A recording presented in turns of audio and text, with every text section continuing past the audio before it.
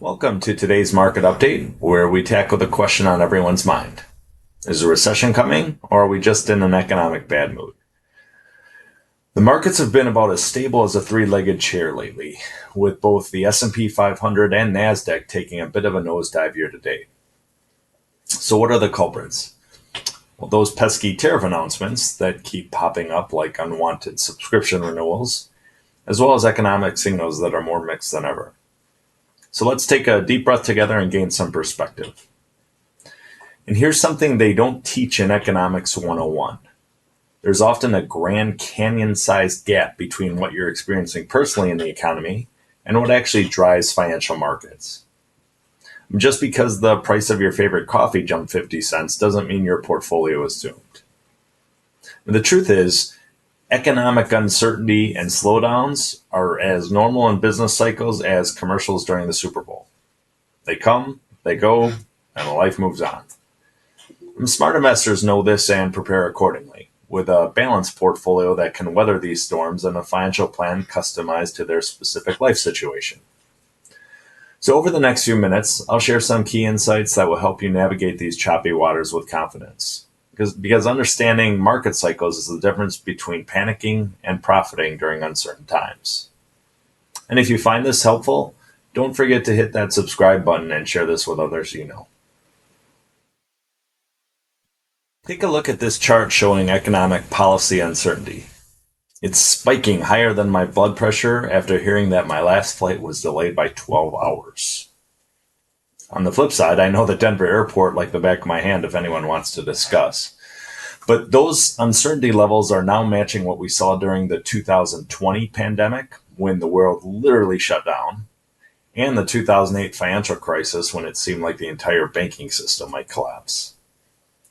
But here's where it gets interesting, and why I want you to take recession predictions with an entire salt shaker, not just a grain.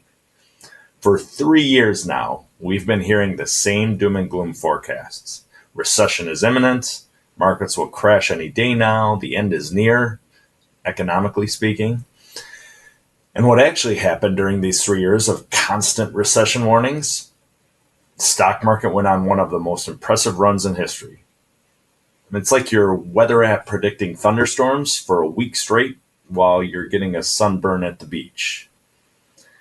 Even the fancy academic indicators that up to this point had great accuracy in predicting a recession have totally missed the mark this time around. So things like the inverted yield curve and the SAM rule, and I won't get into how those work for time purposes, but they were typically good indicators. So does this mean recessions are extinct? Absolutely not. Recessions are as normal in business cycles as complaints about property taxes. They happen, they're unpleasant, and eventually they end. The real mistake isn't experiencing a recession, it's constantly changing your investment strategy based on recession predictions. So if you changed your retirement plan every time you saw a scary headline, you'd be making adjustments about 37 times per day, since financial news doesn't know how to write about anything positive in the economy. So what's the smarter approach? You want to build a financial plan that acknowledges recessions will happen eventually, just like rainy days will come, and prepare accordingly. This way, you're ready regardless of when economic storm clouds actually appear.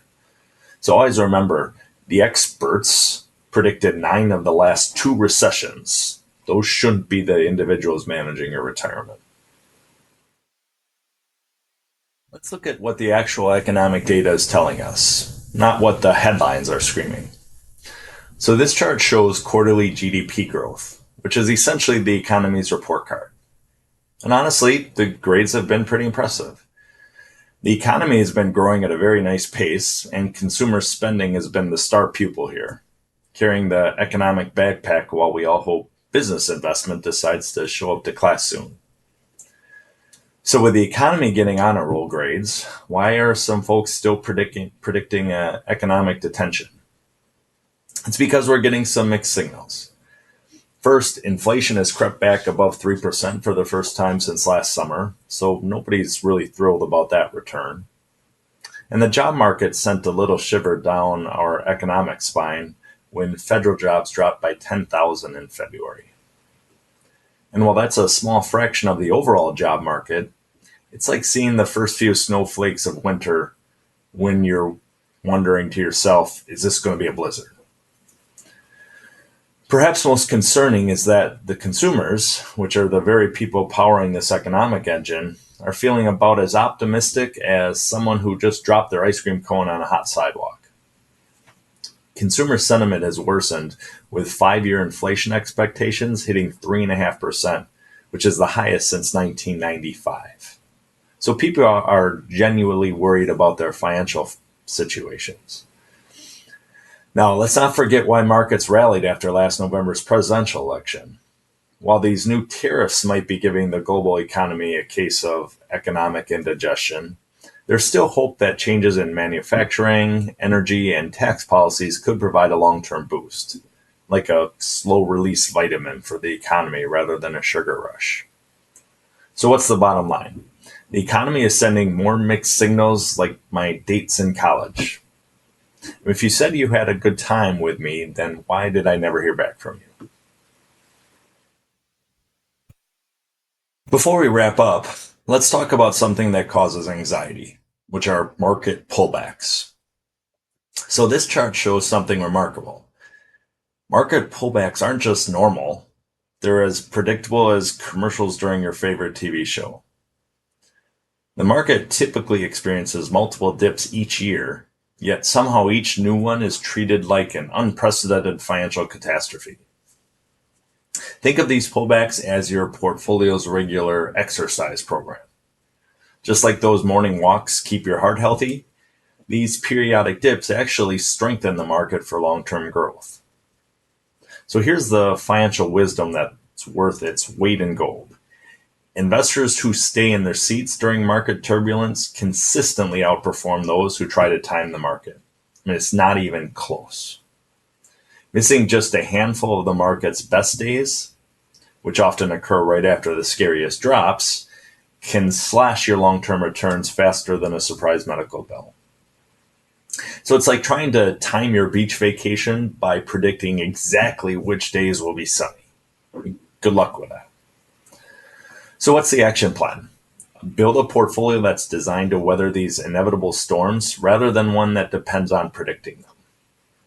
And that means proper diversification, appropriate risk levels for your age and goals, and enough cash reserves so you're never forced to sell during a downturn. I hope you found these insights helpful. And if you'd like a personalized review of how your retirement plan would hold up during various recession scenarios, I'm just a phone call or email away. And if you enjoyed this video and are watching it on YouTube, please hit that subscribe button. Thanks a lot.